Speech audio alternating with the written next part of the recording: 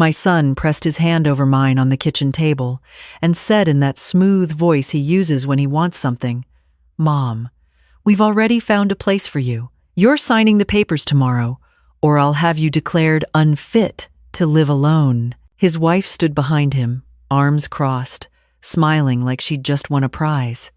But what they didn't know was that my hearing aids pick up more than they think. I'd heard them in the driveway 10 minutes earlier, talking about how much the house would sell for once I was gone. The funeral had been 3 weeks ago. Richard, my husband of 52 years, buried on a Tuesday morning under gray skies that matched everything I felt inside. He'd been sick for 2 years, so it wasn't a surprise. But grief doesn't care about surprises. It just arrives and stays. My son, David, had barely made it to the service. He lives 40 minutes away, but acts like it's another country. His wife, Monica, wore sunglasses the entire time, even inside the church. She didn't cry. I don't think she even liked Richard. She just liked what he represented. Stability, property, the kind of old money that comes from a paid-off house and a lifetime of saving. After the burial, they stayed for coffee. Monica walked through the house like she was measuring the walls. She opened closets. She checked the basement. At one point, I caught her photographing the backyard from the kitchen window. "David," I asked quietly, "is everything all right?" He smiled, the same smile he's had since he was a boy, the one that made teachers believe him and neighbors trust him. "Just making sure you're okay, Mom, that's all." But I wasn't okay, and I knew, even then, that something was off. The visits started coming more often after that. Every few days, David would stop by, sometimes with Monica, sometimes alone. He'd check the stove. He'd ask if I remembered to take my pills. He'd look at the pile of mail on the counter and sigh like I was failing some invisible test. "Mom, you left the back door unlocked again." "Mom, there's expired milk in the fridge." "Mom, did you forget we were coming today?" I didn't forget. I just didn't want to see them. One evening, I overheard Monica on the phone in the hallway.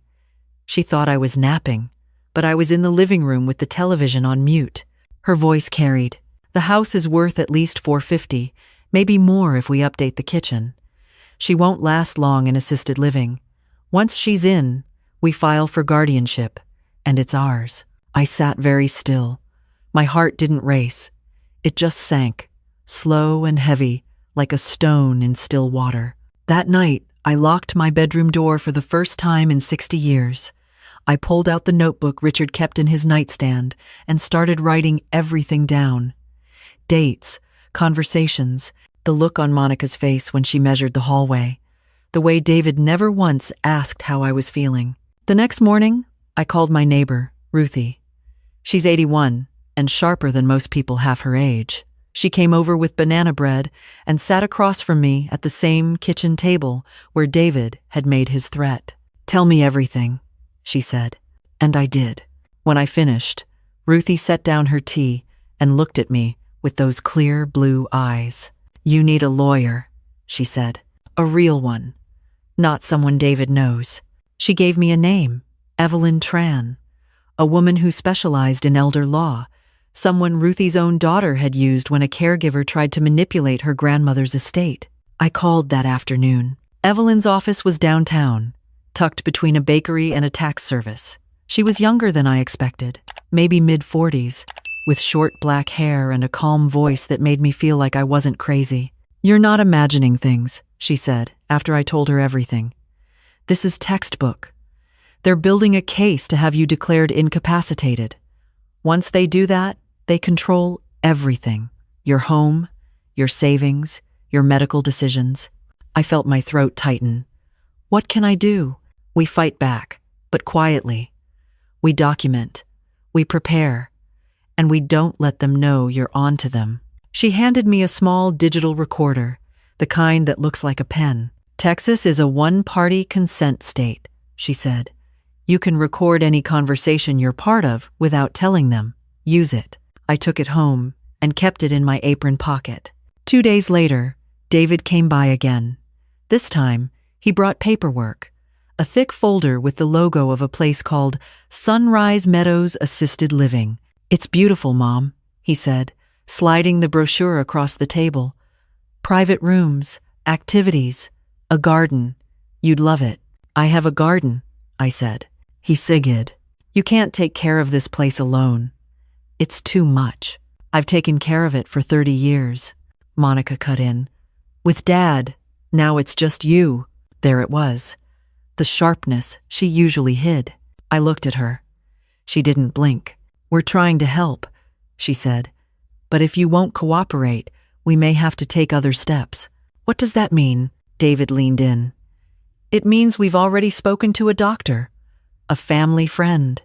He's willing to evaluate you, and if he finds what we expect him to find..." "Which is what?" I asked. "Early cognitive decline," Monica said flatly.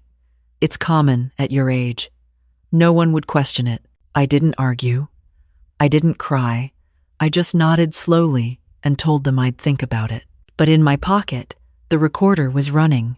After they left, I sat in the quiet and played it back. Every word, every threat, every plan disguised as concern. Then I called Evelyn. "We've got them," she said. But she warned me it wouldn't be easy. David had already contacted the court. A hearing was scheduled for the following month. He was petitioning for emergency guardianship, citing my erratic behavior and inability to manage daily tasks. "They're fast," Evelyn said. "That means they're scared." "Of what?" "Of you figuring it out," which you did. She told me to gather everything. Bank statements, medical records, the notebook I'd been keeping. She also suggested I get a cognitive evaluation of my own, from a doctor with no connection to David. I did all of it. I didn't sleep much those weeks, but I moved like I had a purpose. Because I did, the evaluation came back clean, better than clean. The neurologist said I showed no signs of impairment. My memory was above average for my age, my reasoning skills intact. She wrote a letter I still keep in my desk drawer. "Mrs. Whitmore demonstrates full cognitive capacity and sound judgment. There is no medical basis for restricting her autonomy." I brought that letter to Evelyn. She smiled. "This is our shield," she said. "Now let's build the sword." The hearing was held on a cold morning in early November. The courtroom wasn't large, just a judge's bench, 2 tables, and a row of chairs against the back wall. David sat at one table with his lawyer, a man in a gray suit who looked like he'd done this 100 times. Monica sat behind them, overdressed as usual.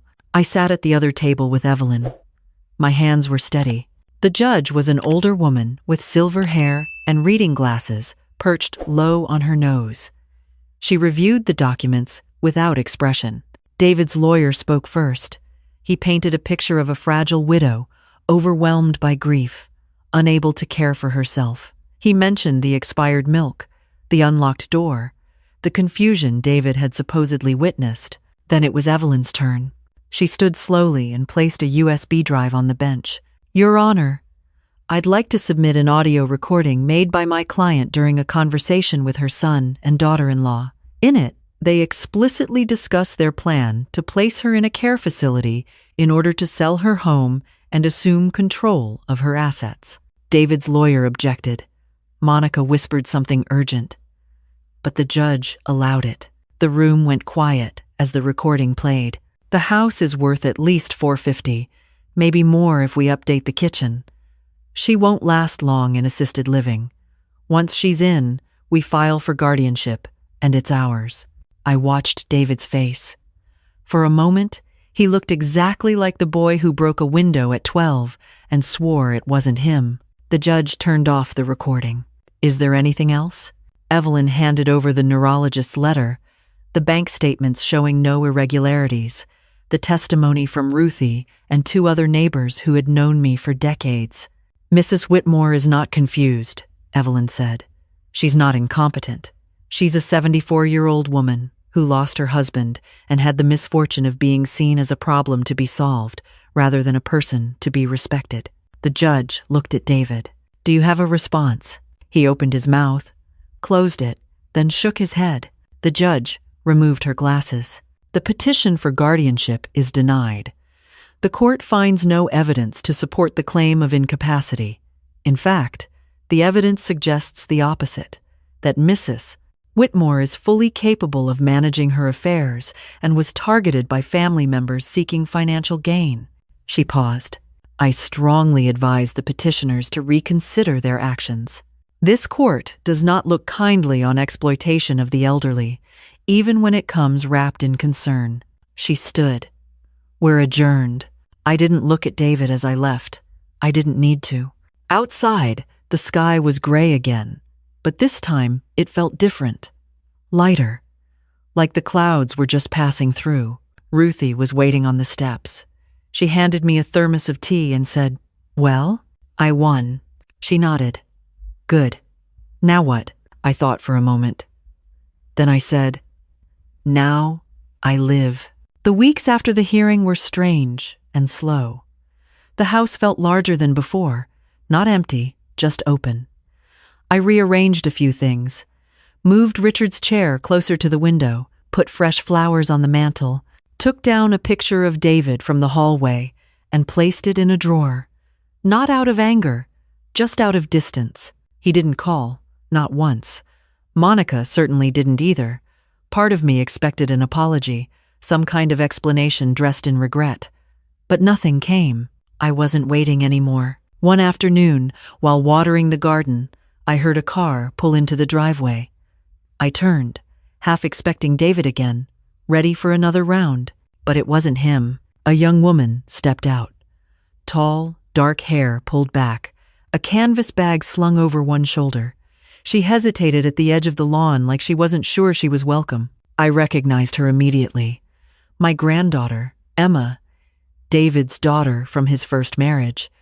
The one he barely mentioned anymore. The one who'd stopped coming to family gatherings after a falling out with her father years ago. She looked at me and said, "Grandma?" I set down the watering can. "Emma." She walked closer, hands in her coat pockets. "I heard what happened," she said. "A friend of mine works at the courthouse," she told me. I didn't know what to say. "I should have come sooner," she added. I didn't know how. We stood there for a moment, two people who had both been pushed out by the same man. Then I did something I hadn't done in a long time. I opened my arms. She stepped into them, without hesitation. Inside, I made tea.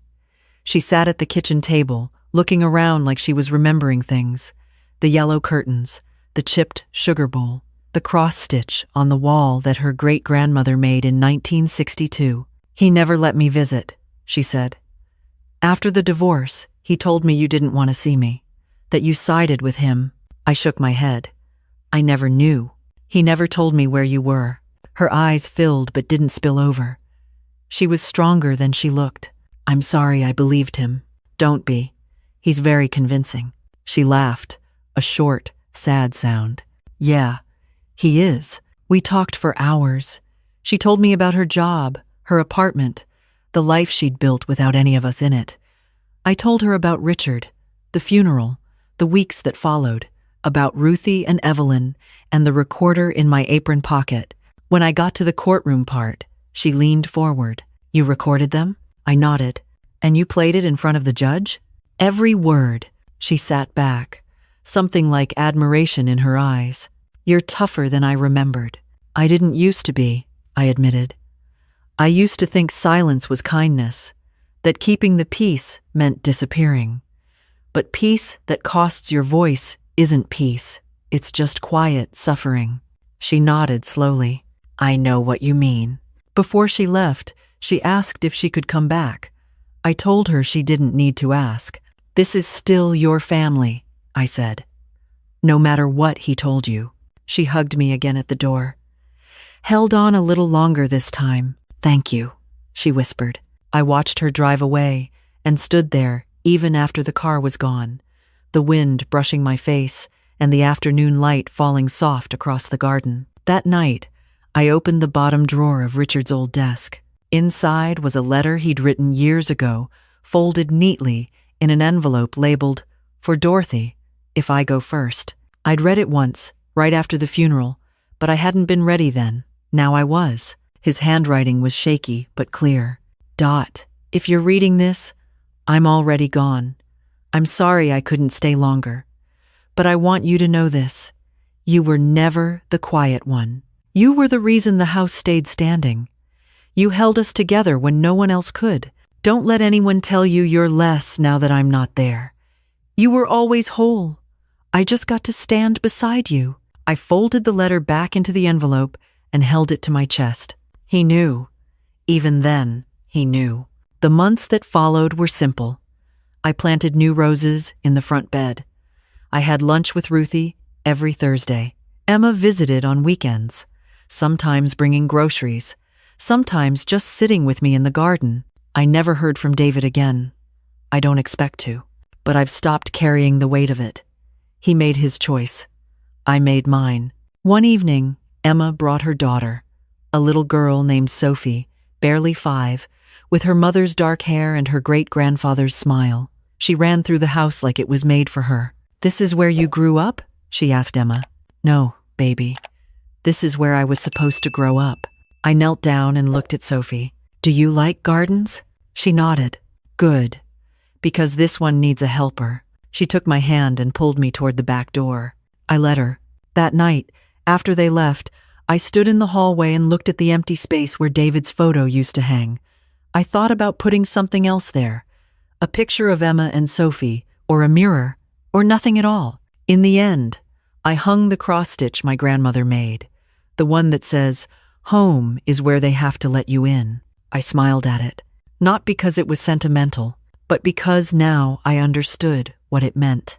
Home isn't a place, it's a choice. And finally, for the first time in years, I was choosing it for myself. If you're still listening, maybe you know what it's like to be pushed into a corner by someone who was supposed to love you.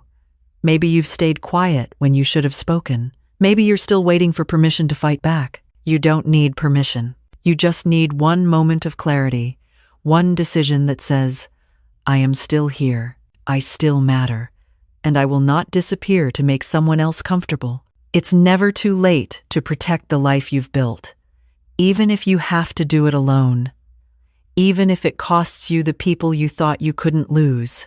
Because the truth is, if they were willing to take everything from you, they were already gone. You just hadn't noticed yet, but now you do. And now, maybe, you're ready.